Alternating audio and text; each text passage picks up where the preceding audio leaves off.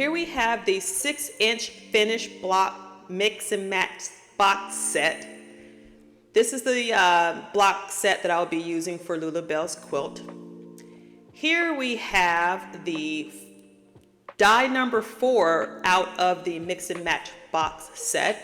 And this is quarter square triangles.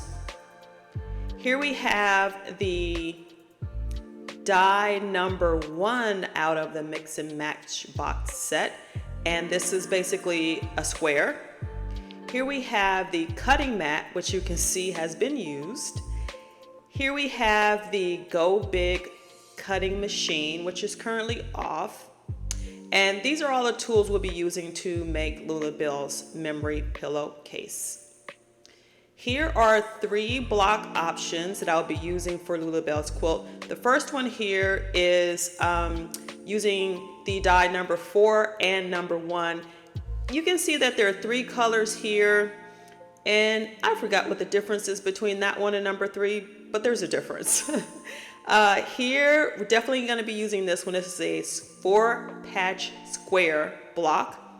The colors are not the colors I'll be using, but the blocks are the same design. And here is block number 3.